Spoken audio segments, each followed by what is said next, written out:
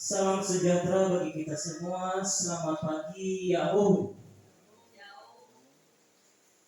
Marilah kita memulaikan kegiatan kita yang kita laksanakan pada hari ini, yaitu kegiatan workshop aksi nyata diseminasi budaya positif oleh calon guru penggerak yang Daha.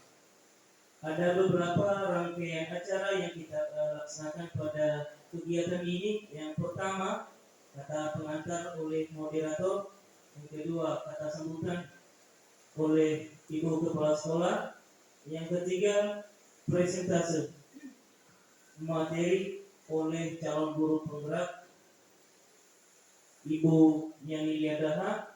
Dan ketiga, kata penutup yang disampaikan oleh Bapak Zega.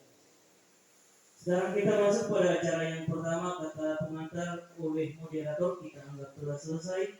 Dan yang kedua, kata sambutan yang disampaikan oleh ibu kepala sekolah. Kepada ibu kami persilahkan.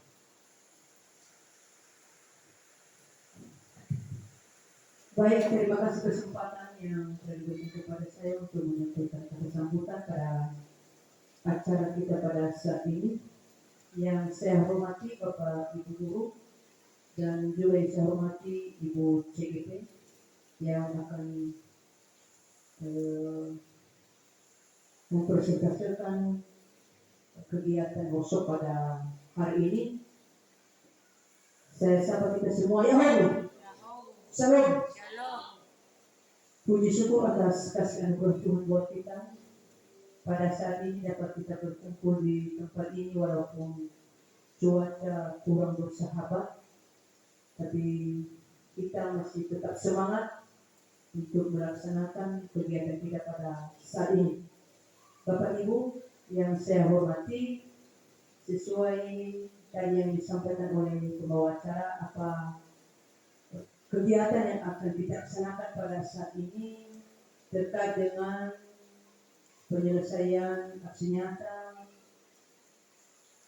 kepada Ibu Guru CGP dan kepada Bapak Ibu, mari kita ikuti bersama sehingga apa saja nanti yang akan disampaikan oleh Ibu CGP, apa saja yang menjadi pembelajaran buat kita, mari kita supaya kita nanti bisa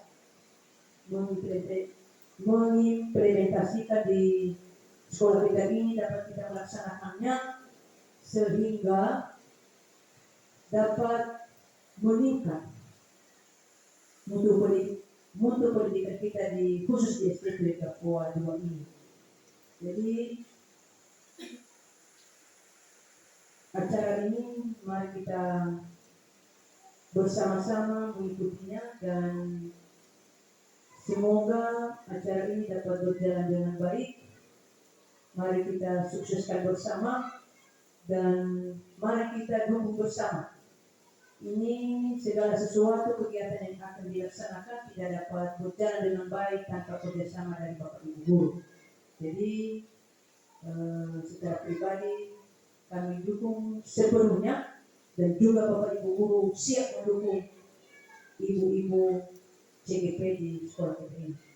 Sekian saja yang bisa saya sampaikan atas perhatian kita semua. Saya ucapkan terima kasih. Yahoo. Baik, terima kasih kata sambutan yang disampaikan oleh ibu kepala sekolah. Sekarang kita masuk pada poin ketiga, presentase materi yang disampaikan oleh calon guru penggerak Ibu Yani Daha. Kepada itu kami persilakan. Terima kasih kesempatan yang diberikan kepada saya. Namun sebelum saya mempresentasikan aksi nyata diseminasi budaya positif, terlebih dahulu saya minta dukungan doa dan teman-teman semua yang diwakili oleh Bapak Zibua. Kepada Bapak kami silakan.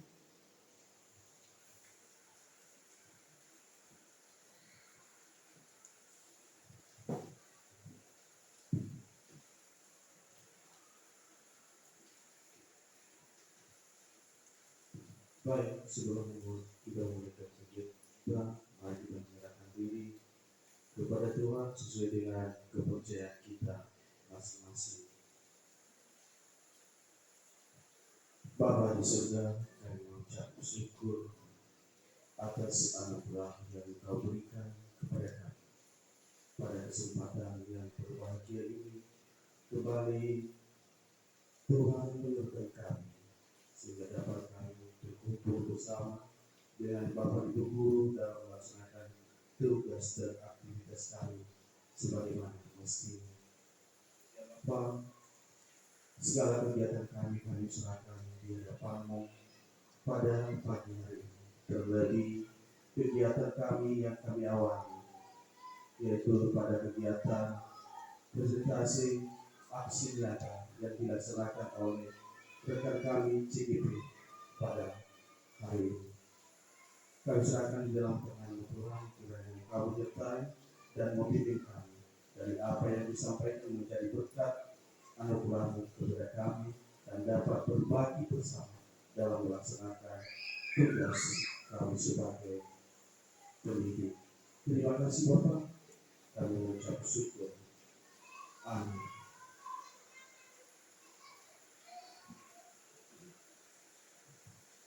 Baik, terima kasih kami ucapkan kepada Bapak Zibua dan teman-teman semua.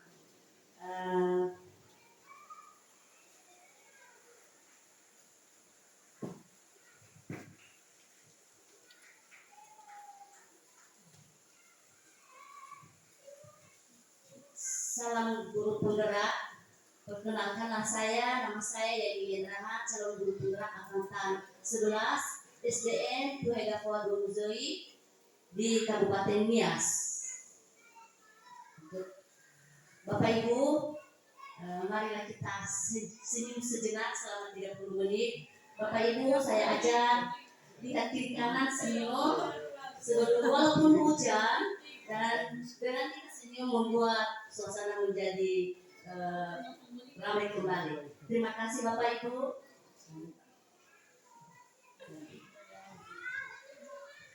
Pada aksi nyata kali ini dalam diseminasi budaya positif, kami telah mempelajari 4 modul.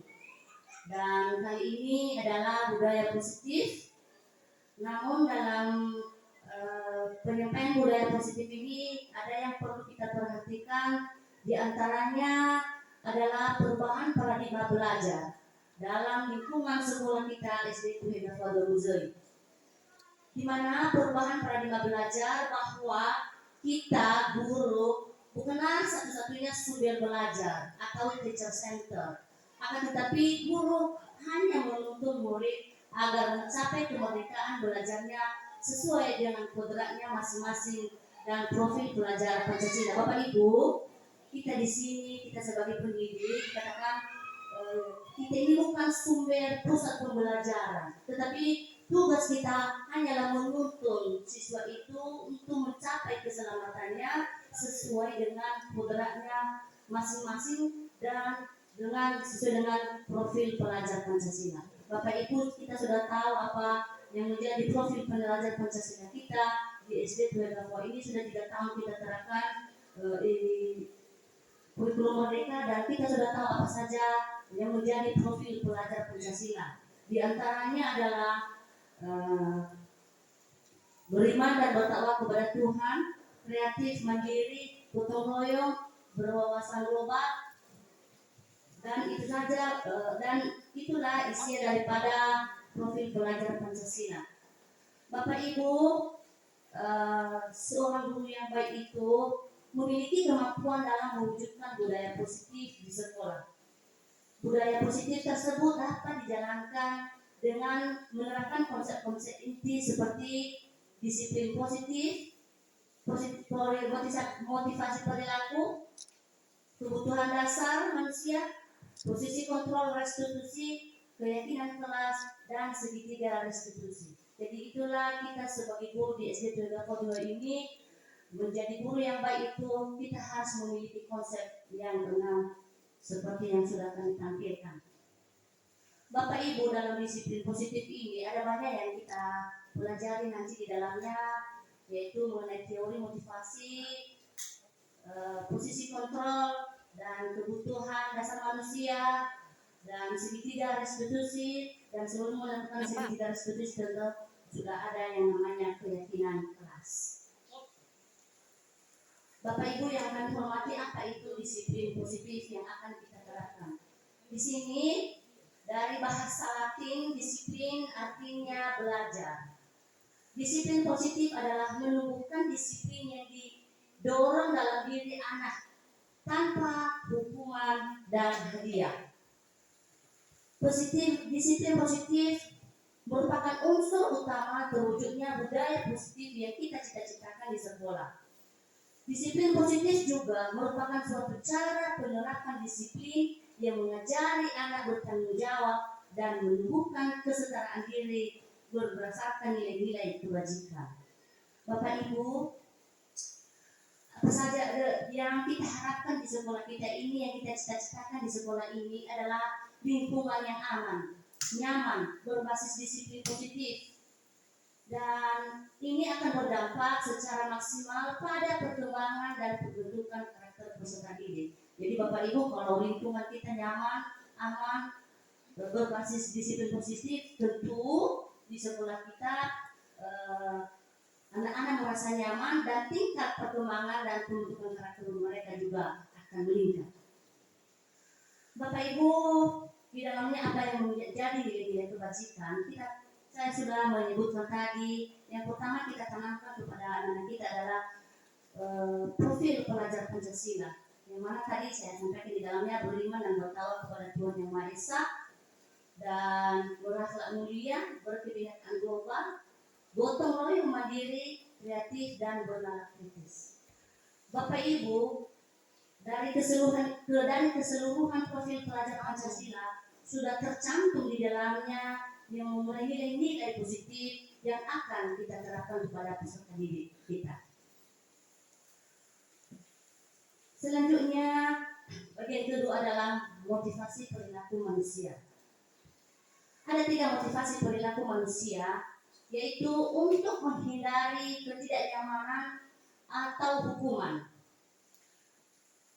Jadi tentu dalam motivasi perilaku manusia yang pertama ini kita akan memberikan pertanyaan apa yang akan terjadi apabila tidak melakukannya. Jadi dalam kehidupan kita sehari-hari kita akan melakukan sesuatu, tentu ada pertanyaan apa yang akan terjadi apabila saya tidak melakukannya. Tentu kita Bapak Ibu dalam diri kita melakukan sesuatu itu, kita melihat kalau saya melakukan ini apa nanti yang akan terjadi, kalau saya tidak melakukannya apa juga yang tidak akan terjadi. Dan yang kedua, untuk mendapatkan imbalan atau penghargaan dari isi orang lain. Bapak Ibu melakukan sesuatu itu lagi ada pertanyaan di sana, apa yang akan saya dapatkan apabila saya melakukannya. Kita akan melakukan sesuatu, kita juga bertanya, kalau saya sudah melakukan apa yang saya dapatkan, apa yang menjadi imbalan. Dan yang ketiga, untuk menghargai diri sendiri. Dalam menghargai diri sendiri, kita ada pertanyaan di sana bahwasanya saya akan menjadi orang yang seperti apa bila saya melakukannya. Bapak Ibu, dalam ketiga motivasi perilaku manusia ini, yang ke-1 dan yang kedua itu adalah motivasi eksternal. Artinya kita melakukan itu karena mengharapkan sesuatu atau imbalan atau pujian. Nah, sedangkan yang bagian ketiga adalah dari motivasi intrinsik yang dari dalam diri kita. Kita melakukan itu dengan penuh tanggung jawab dan menghargai diri kita. Karena kita ini adalah guru, kita akan memberikan yang terbaik kepada siswa kita, bukan karena ada paksaan, bukan karena ada imbalan, dan juga bukan karena ada pujian. Dan marilah kita memiliki sikap yang ketiga adalah menghargai diri sendiri demi memberikan yang terbaik kepada siswa kita. Dan ini merupakan tujuan daripada disiplin positif. Bapak Ibu, tindakan buruk sudah saya tuliskan di sini beberapa, dan ini merupakan pilihan kepada kita semua. Apakah tindakan kita ini sebagai guru merupakan hukuman atau konsekuensi? Yaitu satu, mencatat 100 kali di dalam buku kalimat yang katanya begini, saya tidak akan terlambat lagi karena terlambat ke sekolah. Bapak Ibu, saya juga pernah melakukan hal ini kepada siswa kita. Mencatat di dalam buku karena pelanggaran, saya mencatat 1 lembar buku kesalahannya supaya berjanji tidak akan melaksanakannya nanti. Jadi Bapak Ibu, saya minta nanti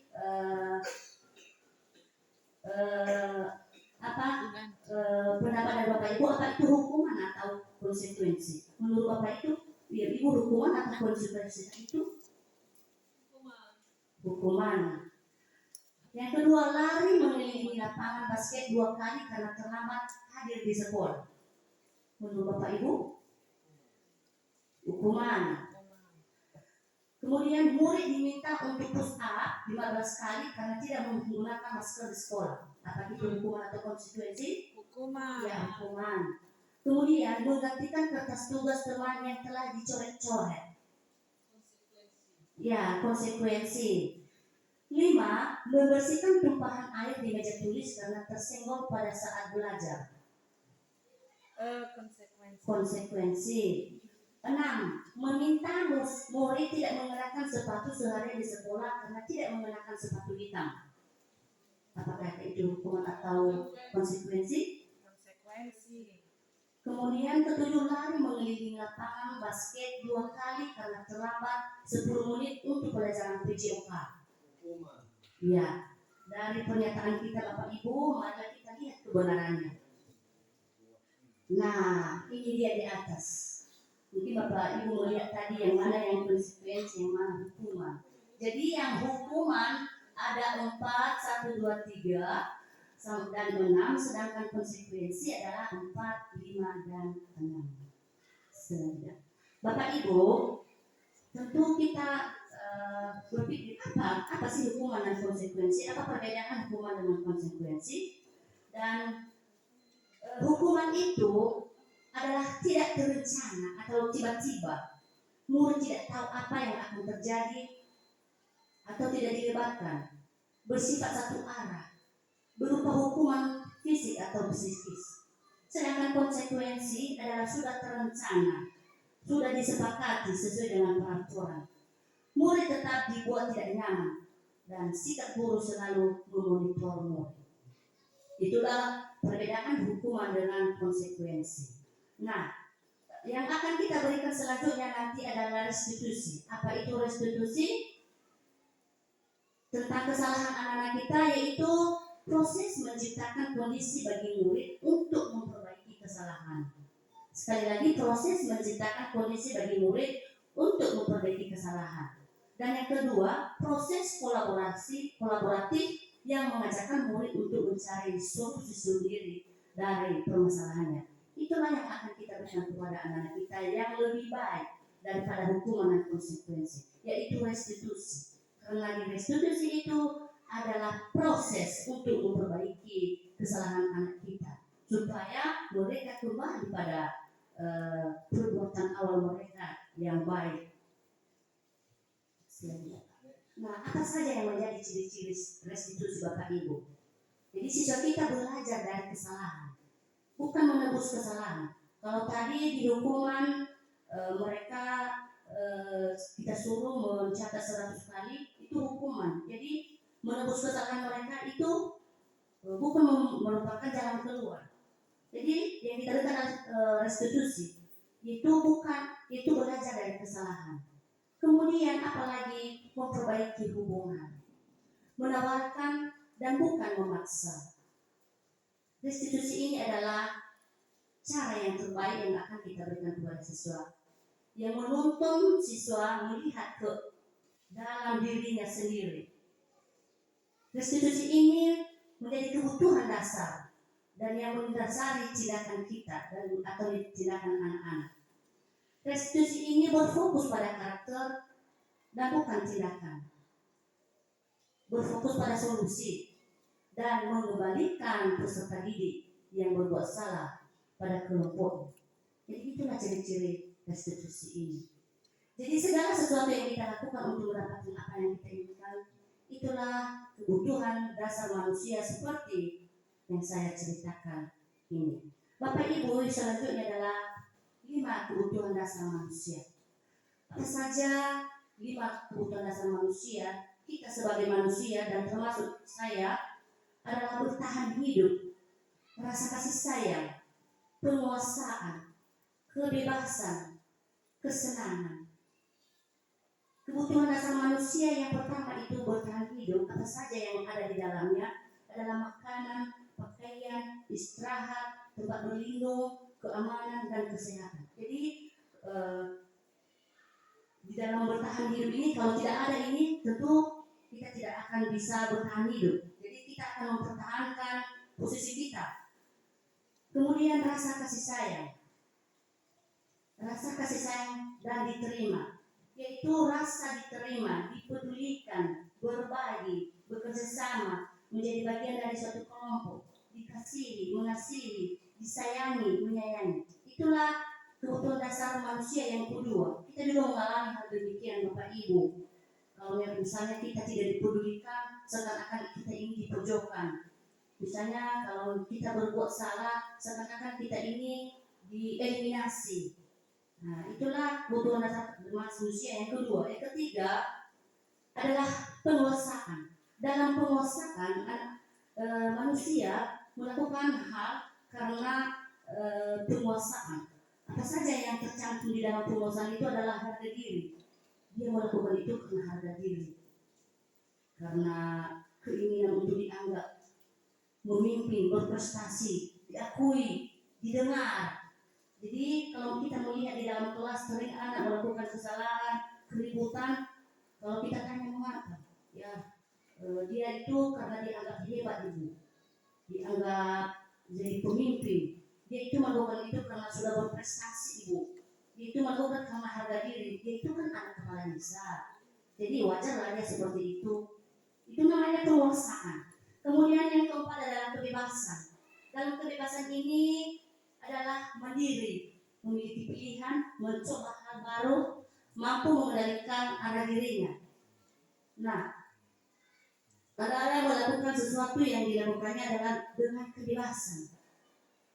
Ilau mano, nah tiba lo salah, lo tiba di dunia. Yang penting bebas dia melakukan sesuatu. Seakan-akan dia tidak ada yang menegur. Selanjutnya adalah kesenangan. Nah, kebutuhan dasar manusia yang kelima adalah kesenangan. Apa saja yang tercantum di dalam kesenangan itu bermain, humoris, tertawa, antusiasme.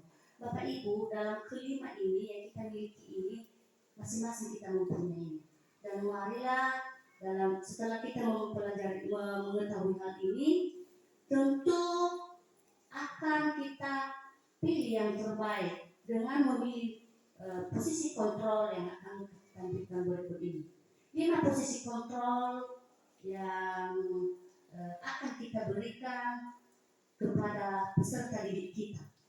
Juga bukan hanya pada peserta didik, juga kepada anggota kita. Mungkin sebagai ibu kepala sekolah juga di sekolah memiliki hal demikian kepada kami sebagai anggotanya, atau kepala desa kepada masyarakatnya, atau guru kepada siswanya. Ada 5 posisi kontrol yang harus kita miliki, yaitu sebagai penghukum. Nah, sebagai penghukum tadi, seperti pada gambar, kita akan menunjuk siswa. Kemudian membuat merasa bersalah. Nah, membuat merasa bersalah. Kemudian sebagai teman, sebagai pemantau, sebagai manajer. Nah, Bapak Ibu, contoh penerapan kelima posisi kontrol tersebut adalah dengan kasus siswa tidak memakai atribut lengkap saat upacara bendera. Apa yang kita lihat, misalnya hormat pada bendera selama 1 jam, itu akan kita terapkan kepada siswa.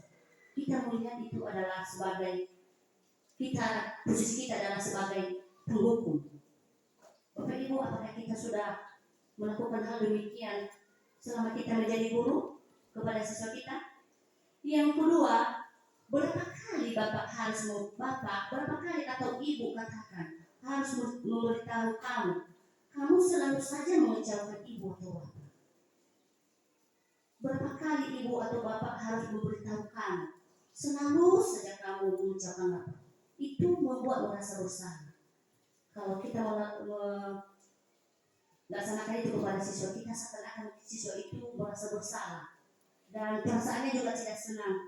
Coba kalau kita demikian, kita disalahkan oleh orang lain, tentu perasaan kita tidak senang dimanapun kita berada, sehingga siswa tidak menjadi aman dan nyaman. Selanjutnya adalah, ayo dong ikuti aturan sekolah, tolong bantu Bapak Ibu sekali ini ya. Ya sudah, tidak apa-apa, lain kali jangan sampai berbuat seperti ini lagi ya. Itu posisi teman. Kita sebagai posisi teman kepada anak-anak kita dengan mengatakan hal demikian. Nah, seakan-akan kita ini membiarkan anak kita, walaupun dia sudah berbuat salah, tetapi kita membiarkan. Ya sudahlah, kamu ini sih tidak bertanggung jawab. Lain kali jangan seperti itu lagi ya. Belum tentu anak itu akan mendengarkan kita kalau kita sebagai teman. Dia tidak tahu kepada kita. Kenapa? Karena kita adalah temannya. Yang kemudian pemantau. Nah, anak-anak kita sudah melakukan kesalahan. Misalnya tidak memakai atribut lengkap tadi saat upacara bendera. Kamu sudah melanggar peraturan sekolah. Kamu tahu konsekuensinya. Setelah upacara, kamu beli atributnya ke koperasi dan jangan diulangi lagi. Dalam hal ini Bapak Ibu, kita sebagai pemantau, kalau kita menerapkan hal ini, tentu anak akan bilang, paling nanti saya disuruh membeli atribut lagi. Kali ini dululah saya akan tidak memakai atribut. Nah, yang terakhir adalah sebagai manajer. Apa itu sebagai manajer? Apakah kamu tahu kesalahanmu? Kira-kira bagaimana kamu memperbaiki kesalahanmu? Nah, Bapak Ibu, inilah yang seharusnya kita miliki sebagai guru kepada siswa. Kita memberikan pemahaman kepada anak kita dengan memberi pertanyaan. Dalam pemahaman itu dia berpikir, apakah kamu tahu kesalahan? Dia tentu berpikir, tahu kesalahan. Pernah saya lakukan kemarin kepada siswa kita. Saya bilang, kamu tahu kesalahanmu mengapa saya panggil? Tahu Bu, kenapa? Karena saya tidak memakai sepatu putih. Nah, berarti anak kita sudah tahu apa yang menjadi kesalahannya. Nah, dengan kesalahannya itu anak-anak sudah mengerti yang salah, yang tidak benar, dan dia berpikir dan dia berkomitmen untuk kembali kepada peraturan awal. Dia tidak akan mengulanginya kembali karena kita sudah memberitahukan kalau itu menjadi peraturan yang salah. Bapak Ibu, ini mungkin tidak jelas kepada Bapak Ibu semua. Di sini ada motivasi yang kelima tadi adalah yang menjadi identitas gagal. Nah, menjadi identitas gagal itu adalah sebagai penghukum dan membuat orang bersalah, seperti menghardik, menunjuk-nunjuk, menyakiti, menyindir. Ya, guru berkata, kalau kamu tidak melakukannya, awas ya, rasakan. Nah, apa hasilnya Bapak Ibu? Memberontak, hari itu memberontak, menyalahkan orang lain, berbohong. Nah, murid meletakkan guru di luar dunia berkualitas. Ada guru tahu, apalah guru ini, orang terus dia mengatai kita. Nah, dan murid berkata, biarkan saja, nanti juga marah-marahnya lagi. Nanti pernah kita itu biarkan saja Bapak Ibu guru itu marah-marah. Nanti reda pula. Nah, dan apa akhirnya? Murid itu mengulangi kesalahannya lagi. Itulah penghukum. Kalau kita posisi sebagai penghukum, yang kemudian membuat orang merasa bersalah. Nah, berceramah lah, guru kita memberikan dia ceramah lah, mengatainya lah, seharusnya kamu begini, ibu kecewa sama kamu, bapak kecewa sama kamu, mengapa kamu seperti ini? Seharusnya kamu sudah tahu, ibu telah sekali mengatakan, ibu stres ya sama kamu ya. Jadi anak-anak itu dengan kita menyampaikan hal demikian daripada ibu pusing, daripada ibu stres, lebih baik dia berbohong. Misalnya anak kita di dalam kelas belum makan. Nah, daripada kita marah-marah sebagai guru karena sudah memberitahu sebelumnya, dia berbohong. Sudah bu, padahal belum makan. Nah, belum lagi pak. Nah, itu merupakan identitas gagal Bapak Ibu. Nah, apa yang menjadi identitas berhasil atau sukses adalah yang menjadi teman, pemantau. Nah itu dulu, teman dan menjadi pemantau. Apa yang kita lihat di dalamnya? Itu mengharapkan imbalan atau ketergantungan kepada orang lain. Kalau kita memposisikan anak sebagai teman, berarti dia mengharapkan imbalan. Misalnya ada anak didik kita, ada hubungan famili dengan kita. Nanti ibu atau bapak tidak mendukung saya karena dia itu saudara dari ibu saya atau paman saya. Jadi dia merasa teman. Nah, apa yang terjadi? Membuat anak alasan-alasan untuk murid, membuatkan alasan-alasan untuk muridnya. Itu yang kita buat. Kemudian dengan posisi teman kita berkata, ayolah lakukan yang baik demi ibu. Masa kamu tidak mau? Ingat, tidak ibu pernah bantu. Masa kamu tidak perlu melakukan itu? Kamu selama ini ibu berbaik-baik sama kamu. Masa kamu tidak berbaik-baik juga sama ibu? Jadi kita posisi teman seperti itu. Kemudian pemantau. Ini juga mengharapkan imbalan atau ketergantungan kepada orang lain. Nah, guru berkata, sesuai dengan pemantau, guru berkata, anak-anak, kamu sudah melakukan kesalahannya. Tentu kamu sudah tahu konsekuensinya. Tanpa kita melihat selanjutnya, kita hanya memantau dari jauh. Apa anak-anak itu betul-betul sudah berubah? Nah, memang berhasil dan sukses, tapi tidak 100%. Dia tidak, masih posisi ini masih belum mengembalikan sifat anak pada awalnya. Bapak Ibu, apa yang paling baik adalah identitas yang berhasil itu adalah sebagai manajer, itu menghargai diri sendiri. Tentu anak-anak kalau telah kita memberikan dia pertanyaan-pertanyaan, wejangan-wejangan yang baik, tentu di dalam hatinya berpikir, oh berarti saya ini sudah melakukan kesalahan. Sehingga apa hasil akhirnya? Anak-anak itu dapat mengevaluasi dirinya dan berkata dalam dirinya, bagaimana memperbaiki cara hidup saya ini. Nah, tentu di dalam sekolah kita perlu kita memberikan pemahaman-pemahaman yang baik kepada kita. Kita menginginkan anak-anak kita yang terbaik supaya anak-anak kita memiliki hidup yang nyaman, hidup yang baik ke depannya.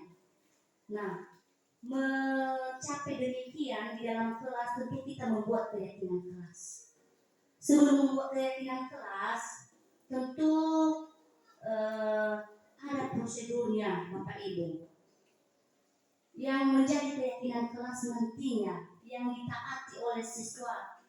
Mengapa dibuat keyakinan kelas? Mengapa tidak seharusnya peraturan kelas? Sebelumnya karena keyakinan kelas ini sudah dibuat secara bersama-sama. Sudah disepakati secara bersama-sama. Karena sudah disepakati, maka hasil akhirnya dengan nilai kewajiban menjadi suatu keyakinan kelas. Apa yang menjadi ciri keyakinan kelas ini adalah bersifat abstrak. Kemudian berupa pernyataan universal.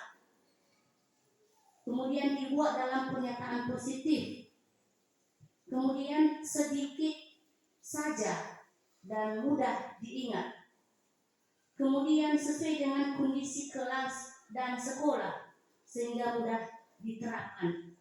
Kemudian semua warga sekolah atau warga kelas dilibatkan di saat membuat keyakinan kelas, sehingga anak-anak nanti tidak akan melakukan kesalahan karena sudah menjadi kesepakatan bersama.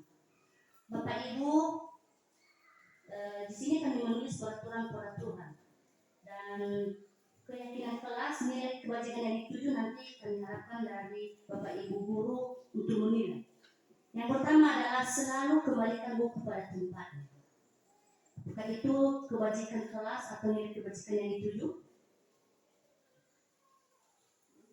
Apakah itu peraturan kelas atau keyakinan kelas? Selalu kembalikan buku pada tempatnya.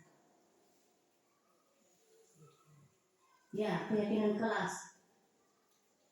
Dilarang mengganggu orang lain. Apakah itu peraturan? Hadir di sekolah 15 menit sebelum pembelajaran dimulai.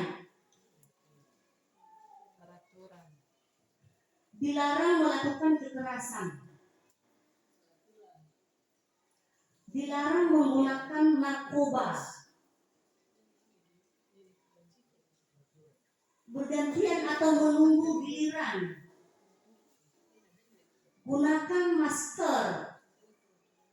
Jangan berlari di kelas atau koridor. Ini peraturan-peraturan ini dapat kita singkat sebagai nilai-nilai yang kebajikan yang universal yang mudah diingat. Misalnya kan selalu kembalikan buku pada tempatnya. Apa yang menjadi keyakinan kelas kita di sana? Apa yang menjadi keyakinan kita di sana? Selalu kembalikan buku pada tempatnya. Adalah disiplin.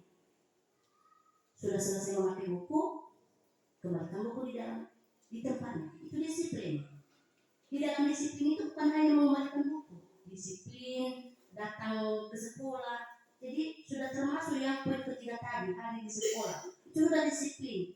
Jadi walaupun hanya satu kata, di dalamnya termuat beberapa aturan-aturan. Itulah keyakinan kelas. Selanjutnya, tadi sudah saya jelaskan mengenai restitusi.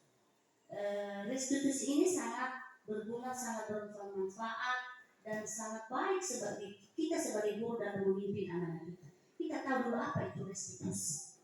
Restitusi adalah proses menciptakan kondisi bagi murid untuk memperbaiki kesalahan mereka sehingga mereka dapat kembali ke kelompok mereka dengan karakter yang lebih kuat. Nah, selanjutnya dalam restitusi ini ada 3 tahap yang perlu kita perhatikan Bapak Ibu. Adalah yang pertama adalah menstabilkan identitas.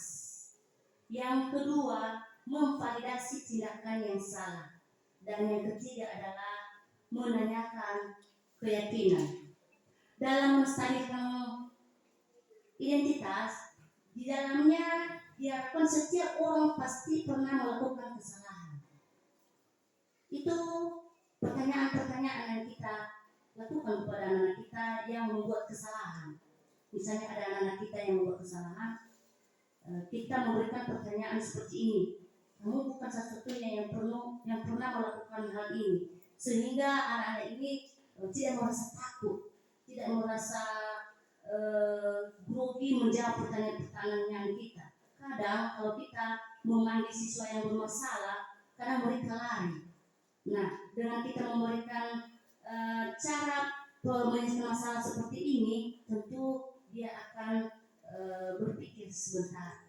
Oh, saya ini harus dibentuk ya. Saya ini harus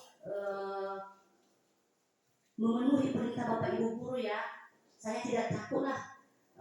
Itu saya terima konsekuensi atau hukuman nantinya itu belakangan. Datang saja dulu saya sama Bapak Ibu guru.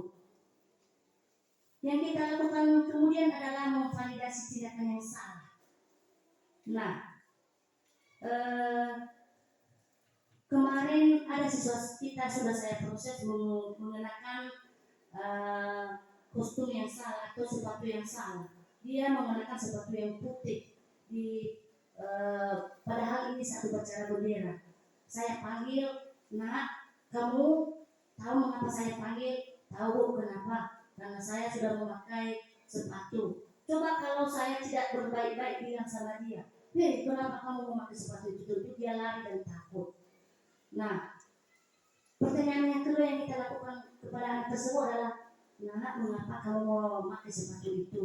Tentu dia menjawab, ibu, karena ini kemarin sepatu saya sudah dicuci dan belum kering. Jadi sebagai guru kita sudah mengetahui ini alasan anak ini.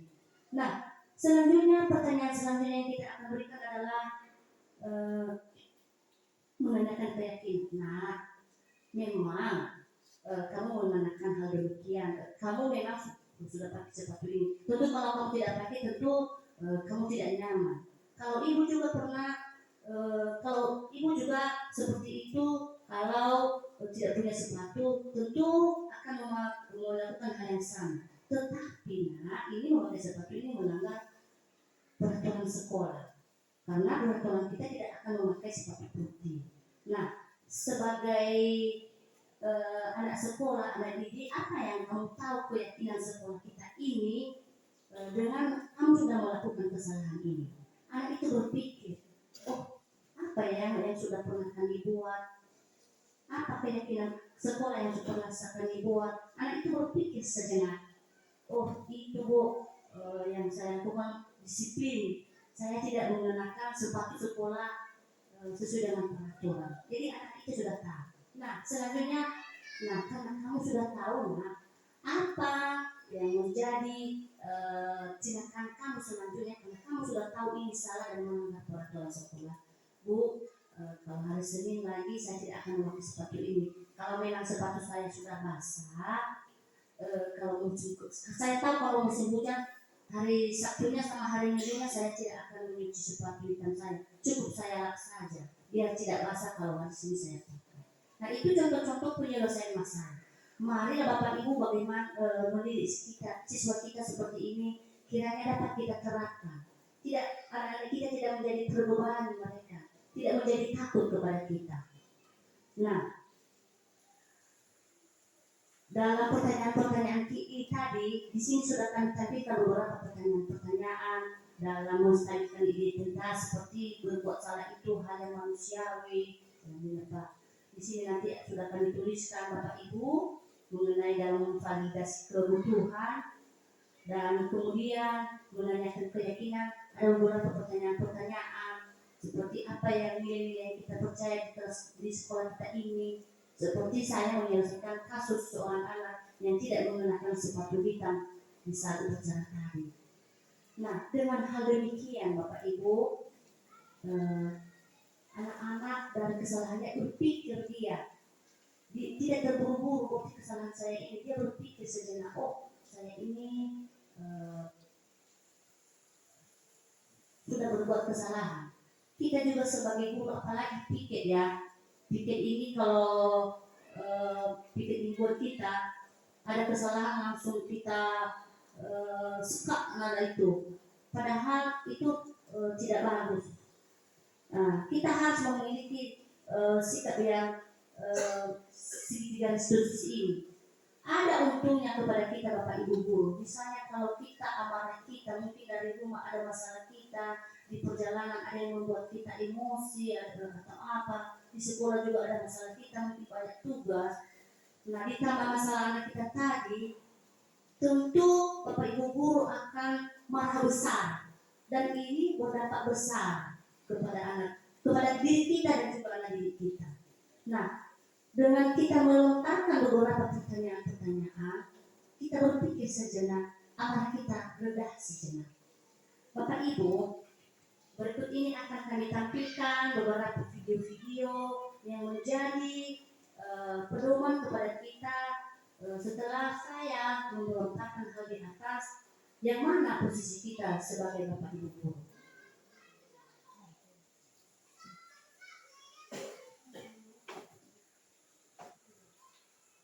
Bapak Ibu silakan ditonton.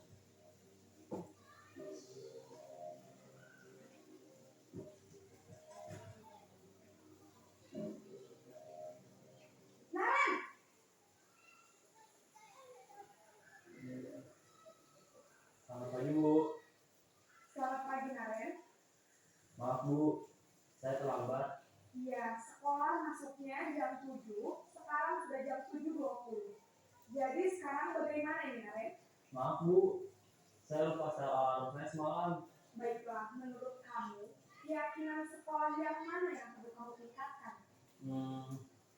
Menghargai diri sendiri dan orang lain mungkin ya Bu. Setuju. Jadi, apakah Naren meyakini prinsip saling menghormati tersebut? Iya Bu, saya meyakininya. Apakah Naren bersedia memperbaiki masalah keterlambatan ini? Bersedia Bu.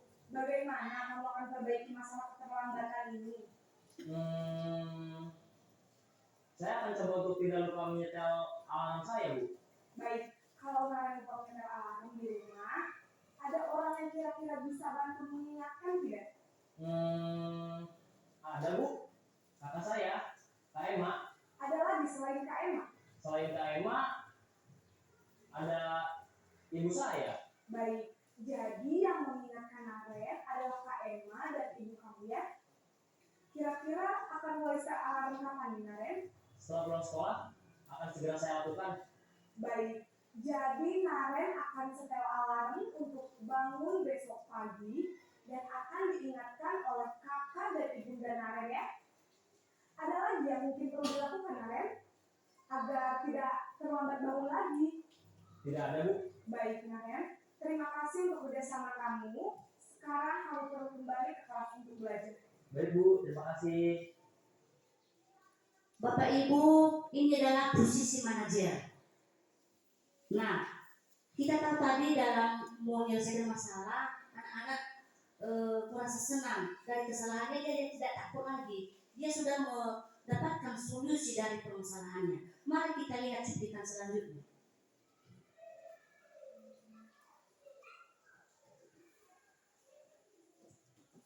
Ini sebagai pemantau.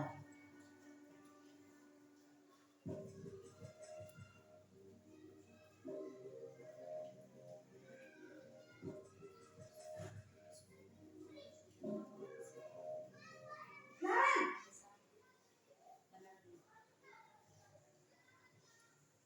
Selamat pagi Bu. Naren, apa peraturan sekolah kita tentang jam berapa kita harus masuk sekolahnya? Kita harus di sekolah jam 7 Bu. Iya betul, sekarang sudah jam 7.20. Naren sudah tahu konsekuensinya jika terlambat hadir. Paham Bu, saya harus tinggal kelas pas jam istirahat selama 20 menit. Iya benar, konsekuensinya demikian.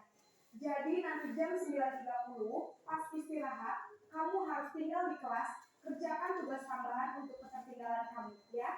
Baik Bu.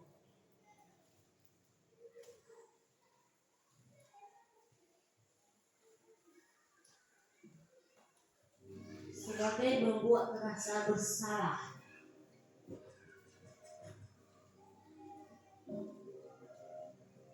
Naren,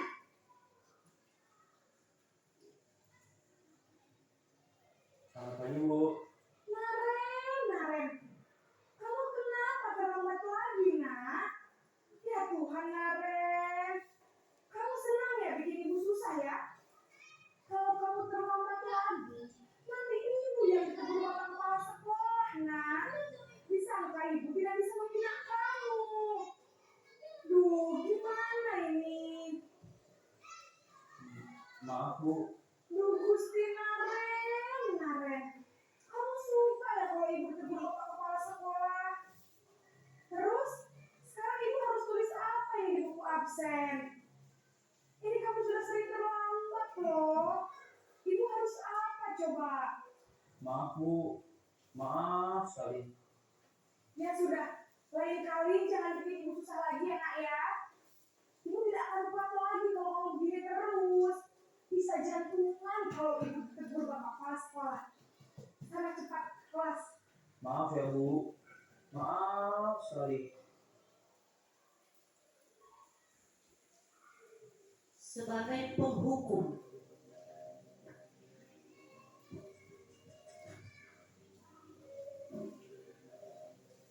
Naren, sini kamu. Selamat pagi Bu. Selalu terlambat. Kamu deh, pasti terlambat. Maaf Bu. Saya Apa? Apa coba? Alasan kamu apa lagi?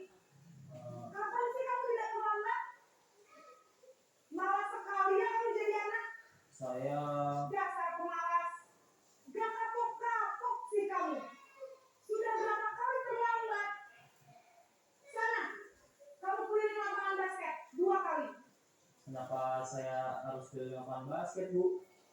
Kenapa? Kamu melawan ibu? Berani-beraninya jawab sudah terlambat, masih berani jawab pula.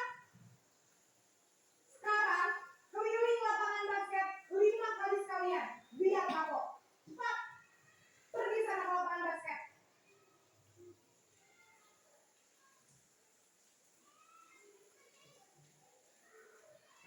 Sebagai posisi teman,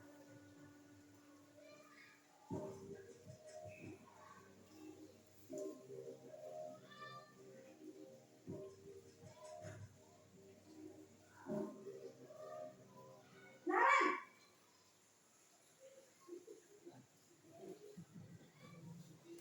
Ayo. wah, sudah jam berapa ini nak? Terlambat lagi ya sayang. Iya, Bu. Habis ibu saya lupa bangunkan saya, Bu. Kamu malah menyalahkan ibu kamu. Kamu bukannya anak yang wanita paling kencang. Kok terlambat sih? Iya, Bu. Saya memang terlambat bangun tadi. Jadi biarpun saya lari kencang, tetap nggak kekejar, Bu. Ya sudah sana. Nanti lain kali larinya lebih kencang lagi ya. Biar gak terlambat lagi. Bikin senang ibu. Demi ibu. Bisa kan? Bisa lah, Bu. Ya sudah sana masuk kelas. Ibu beresin urusan absen kamu. Kamu ini ada-ada saja.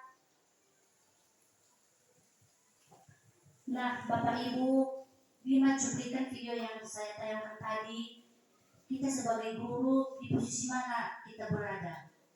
Sebagai temankah? Sebagai penghukumkah? Sebagai pemberi merasa bersalahkah? Sebagai manajerkah?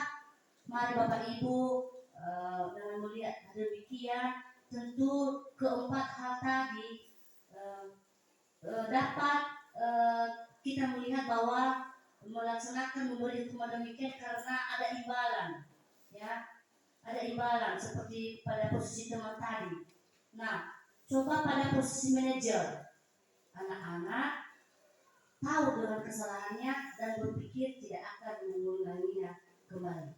Demikian yang saya tampilkan untuk presentasi saya hari ini, dan dari presentasi saya, kalau ada yang belum dipahami oleh Bapak Ibu guru, mari kita bersama-sama untuk berdiskusi. Terlebih ada Ibu guru penggerak, Ibu Eka Baru di sini yang sudah duluan mengetahui akan hal ini, akan memberitahukan kepada kita semua. Terlebih sebagai ibu kepala sekolah, mohon dukungan dan bimbingan kepada kami. Terima kasih, Ahom.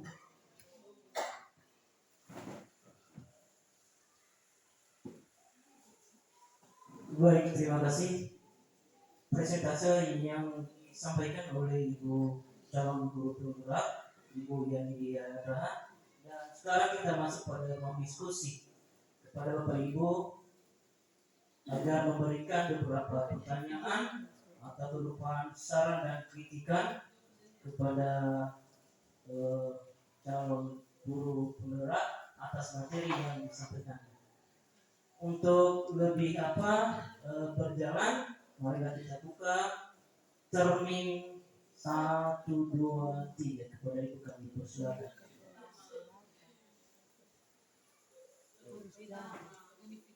Cermin pertama Bapak Yanuari Nasibukan. Yes. Baik, terima kasih kesempatan yang diberikan oleh kami untuk memberikan satu pertanyaan. Yang menjadi pertanyaan kami di sini adalah sebagai seorang guru untuk menggunakan atau menerapkan yang namanya restitusi tadi, hal apa yang paling kita lakukan kepada seorang siswa apabila tingkat karakter seorang anak itu berbeda dan bahkan selalu mengulang-ulang? Apakah kita sebagai seorang guru tetap memakai seorang manajer, seorang teman, ataukah dari kelima contoh yang sudah Ibu terapkan tadi perlu kita pakai semua, atau harus satunya saja, yaitu sebagai seorang manajer? Kedua, setelah Ibu menjadi seorang calon guru CGP, apakah Ibu sekarang bahagia, senang? Biar kami juga yang belum masuk calon ini memiliki pemikiran yang mau mengikuti seorang guru penggerak. Terima kasih. Baik, terima kasih pertanyaan yang disampaikan Bapak Gasir. Dan sekarang kita lanjut pada termin kedua kepada Ibu.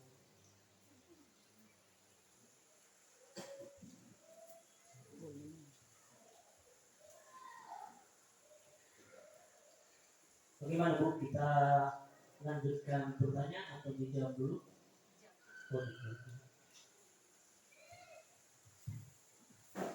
Baik, akan kami jawab dulu pertanyaan yang pertama dari Bapak Yanuar Lasih. Terima kasih Bapak.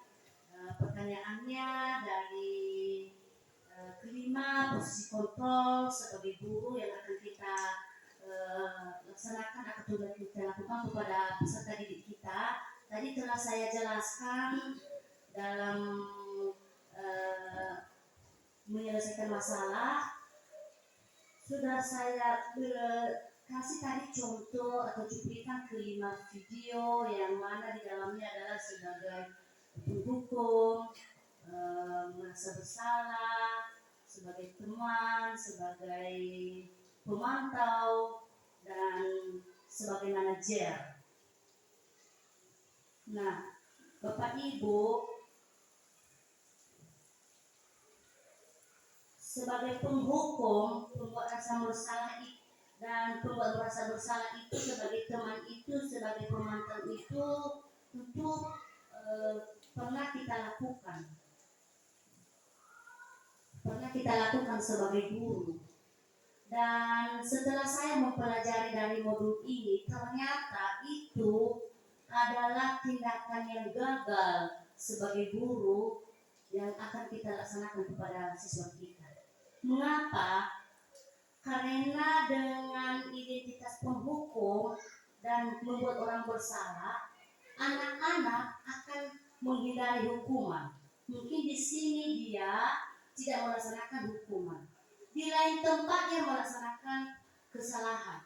Mungkin di sini dia tidak melaksanakan kesalahan karena takut dihukum, takut dibuat dia merasa bersalah. Tapi di tempat lain dia akan melakukan kesalahan. Mungkin dia merampas seseorang. Jadi sifat lamanya itu belum lepas dari dirinya, belum hilang dari dirinya. Jadi kita sebagai guru punya tanggung jawab untuk merubah karakter anak didik kita itu. Jangan kita memberikan sebagai posisi kontra penghukum membuat merasa bersalah. Kemudian sebagai teman dan pemantau, ini juga memang mengarah agak lebih sukses sih, cuma tidak semua. Mengapa? Karena di dalamnya ini anak-anak mengharapkan imbalan atau dia akan ketergantungan kepada orang lain. Misalnya, kalau di sana dia membuat kesalahan, kita sebagai orang tuanya di sini, dia merantau, kita merantau di seberang, dia melakukan kesalahan. Dia tidak bisa menyelesaikan masalahnya karena tidak ada orang tuanya, tidak ada yang membantunya. Coba kita ajarkan dia dengan posisi sebagai manajer.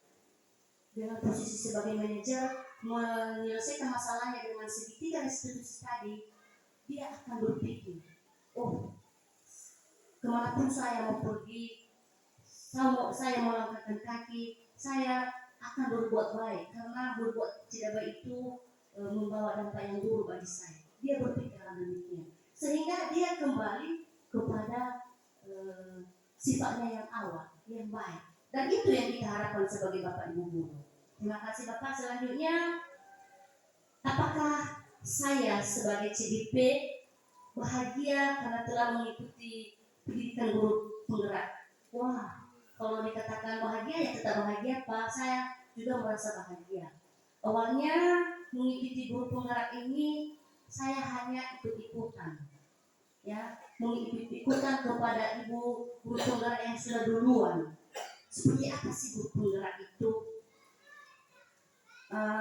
Mungkin waktu itu saya berpikir hanya mendapatkan sertifikat saja.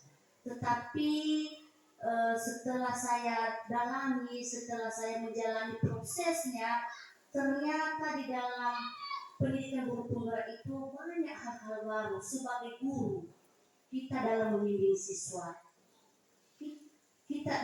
karakter kita juga dibentuk. Seperti apa kita membimbing siswa? Ya, mulai dari modul pertama, yaitu filosofi keajaiban Dewantara.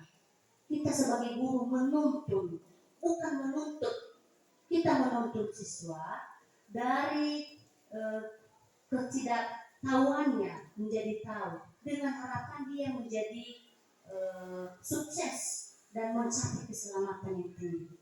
Dalam proses ini Bapak Ibu, mungkin kami merasakan susah, banyak tugas di sekolah lah, tugas di rumah lah, terlebih tugas CPP yang harus kita diselesaikan. Tetapi seiring berjalan waktu, dengan bantuan Bapak Ibu guru juga dan tuntunan Tuhan, kami dapat menjalaninya dulu.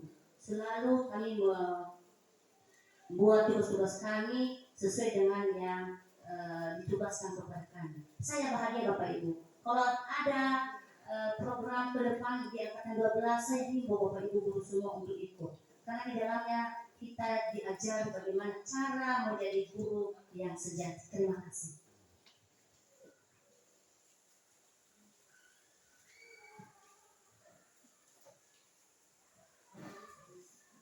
Kepada Bapak Ibu guru yang lain ada pertanyaan atau masuk? Boleh, boleh. Yes.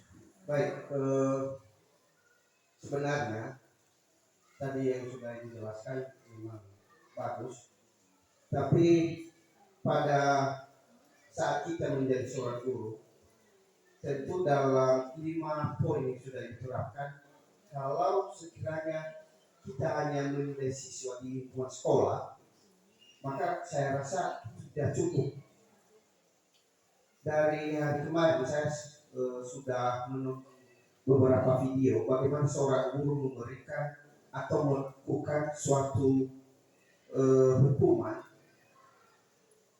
dan memberikan berbagai perubahan, lalu siswa tersebut tidak pernah berubah. Apa yang dilakukan oleh seorang guru yang sering melihat seorang siswa yang tidak pernah berubah itu? Dia mencari atau dia meneliti latar belakang dari seorang siswa itu. Dia bahkan sampai di rumah. Sebelum siswa itu berangkat, dia sudah lihat, dia sudah cari tahu kenapa siswa ini sering terlambat. Kalau dia itu sering terlambat, dari pintu rumah dia sudah sembunyi, dia mau lihat seperti apa kegiatan siswa ini. Sebenarnya kita hanya menginginkan siswa kita berubah, tapi pada kenyataan kita tidak terus mencari sejauh mana latar belakang masalah siswa itu sampai kita tahu bahwa ini yang cocok untuk kita lakukan. Jadi sebagai tambahan bagi kita, jangan hanya di sekolah kita melihat siswa, kita memberikan solusi, tapi dari latar belakang seperti apa keadaan dari rumah, menurut saya seperti apa kebutuhannya. Mungkin itu bisa memberikan banyak ide bagaimana kita bisa menjadi seorang manajer terhadap seorang siswa. Terima kasih.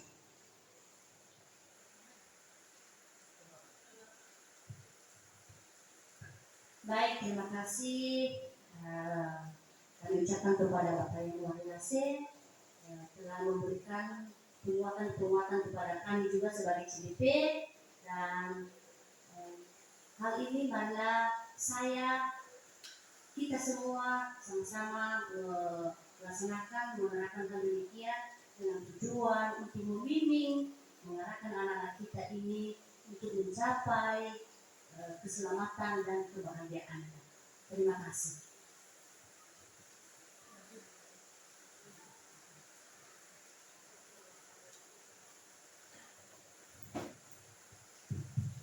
Baik, terima kasih. Dari tadi sudah kita mendengar apa yang sudah disampaikan oleh Ibu CGP dan juga tanggapan dari Bapak Ibu Bapak Lase, dan mungkin sudah kita menyimak bersama. Dan untuk yang perlu tadi ditegaskan di sini, posisi kontrol sebagai guru, marilah kita Bapak Ibu menerapkan. Kita guru sebagai manajer dulu, ya. Kita mencobanya, ya. Kita mulai mencoba. Manakala nanti ada yang kurang dari hal itu, sesuai dengan yang ditambahkan oleh Bapak Lase, mari kita cari solusi lagi. Yaitu contohnya komunikasi dengan orang tua tersebut, sehingga bisa sekolah juga dengan masyarakat, orang tua bisa bekerja sama sehingga siswa kita bisa berhasil. Karena untuk memberhasilkan seorang anak itu bukan hanya seorang guru, bukan hanya orang tua, bukan hanya kepala desa, bukan hanya pihak mereka, tapi adanya kerjasama di berbagai pihak sehingga seorang anak itu dapat berhasil dengan adanya kerjasama yang baik dan dukungan di berbagai pihak. Jadi mungkin demikian saja yang bisa kami sampaikan, dan jika ada juga tambahan dari Ibu Guru Penggerak, kami persilakan sebentar juga, karena waktu ini kita akan juga mengikuti rapat di kecamatan. Waktu sudah lewat sebenarnya jam 9. Sekian saja, terima kasih dahulu.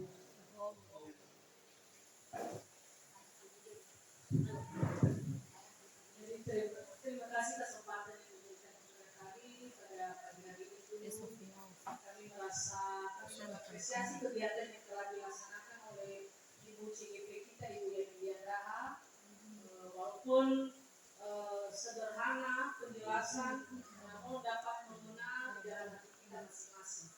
Bapak Ibu, terkait dengan pertanyaan dari Pak Yanuari Lase tadi, bagaimana kita sebagai guru memposisikan diri kita sebagai pengontrol ini dalam bentuk manajer.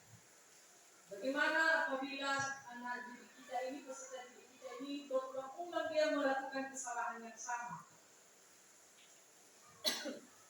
Terkait dengan itu Bapak Lase, kemarin sudah Ibu Murni Wati CGP Angkatan 11 dan sekolah kita juga kemarin ketika diseminasi pengetahuannya ini, dia sudah menyentil sedikit bahwa kelima posisi kontrol ini tidak ada yang salah, baik semua. Dan kita juga bukan menghindari atau istilahnya menghentikan atau tidak boleh melakukan posisi kontrol itu. Bisa kita lakukan sesuai dengan konteksnya, sesuai dengan situasinya. Namun seperti yang Ibu bilang tadi, bahwa kita biasakan dulu yang kita lakukan adalah kita ambil posisi kita untuk mengontrol anak-anak didik kita ini dengan posisi manajer. Karena apa? Dalam posisi manajer ini, harapan kita nanti peserta didik kita bisa memanfaatkan seluruh sumber daya yang ada untuk mengatasi permasalahannya. Istilahnya seperti tadi Bu CGP memberikan contoh, siapa yang bisa membantu kamu, mengingatkan kamu. Jadi kita, namanya saja kita manajer, maka kita bisa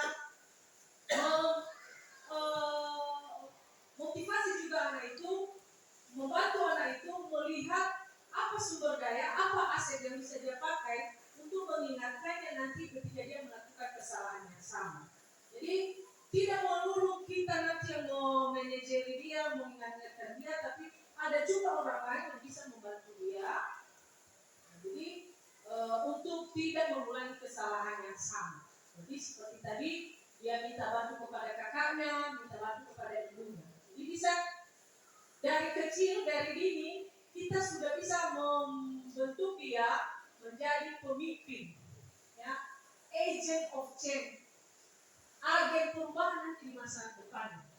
Pemimpin diri sendiri, bisa memimpin diri sendiri.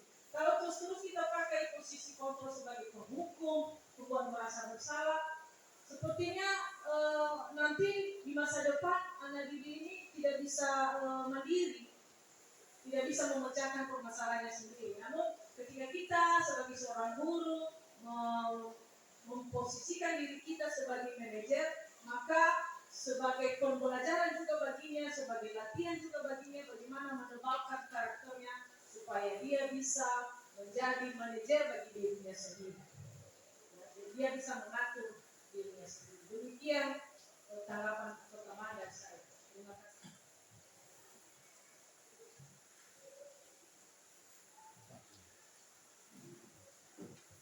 Baik, terima kasih tanggapan yang diberikan oleh Ibu Guru Sekolah dan Ibu Guru Penggerak, dan semoga ini kita terapkan ke depan. Terima kasih, dan kami kembalikan kepada pembawa acara.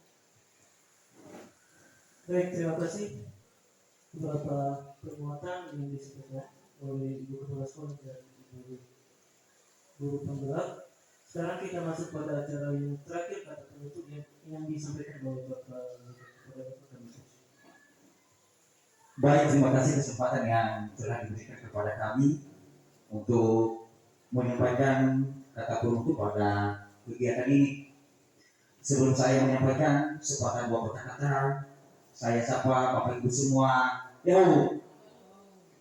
puji syukur kita panjatkan kehadirat Tuhan yang Maha Kuasa, yang mana sejak kita memulai kegiatan ini hingga sebentar lagi akan berakhir. Dan puji Tuhan, kegiatan yang kita laksanakan pada hari ini sudah bisa berjalan dengan baik. Kami juga sebagai peserta workshop pada kesempatan ini mengucapkan banyak terima kasih kepada Ibu CGP Angkatan 11 yang dalam hal ini Ibu Yani Liana yang telah memaparkan kepada kami secara detail bagaimana cara untuk menerapkan atau mengimplementasikan yang namanya disiplin positif. Dan harapan kami ini kepada Ibu CGP agar kegiatan ini jangan hanya berakhir sampai di sini saja, ya. Harapan kita semua agar ini terus dilaksanakan dan terus ditingkatkan, mungkin bukan dalam bentuk workshop tetapi dalam bentuk diskusi dengan cuma sejauh ini bisa kita berbagi pengalaman ke depannya untuk meningkatkan mutu pendidikan dan juga untuk memberikan kenyamanan dan menciptakan lingkungan sekolah yang nyaman dan aman bagi peserta didik kita di sekolah yang kita cintai ini. Dan kepada kita semua, kita sudah menyimak bersama apa yang sudah disampaikan oleh Ibu CGP tadi tentang bagaimana penerapan disiplin positif, dan mari kita bersama melaksanakannya, menerapkannya di dalam kegiatan pembelajaran kita di sekolah. Dan hal apa nanti yang masih mungkin belum kita pahami, ada kesulitan kita di dalam menerapkannya, mari kita tanyakan, mari kita diskusikan dengan Ibu CGP yang dalam hal ini Ibu yang dilihat. Demikian saja yang bisa kami sampaikan pada kesempatan ini. Atas perhatian kita kami ucapkan banyak terima kasih, dan akhir kata dari kami, terimalah salam bagi kami dalam bangsa negara kita Nias. Yahoo. Baik, demikian kegiatan workshop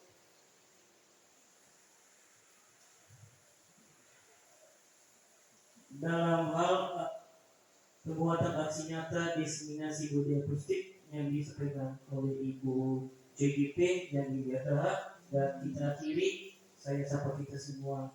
Yahoo.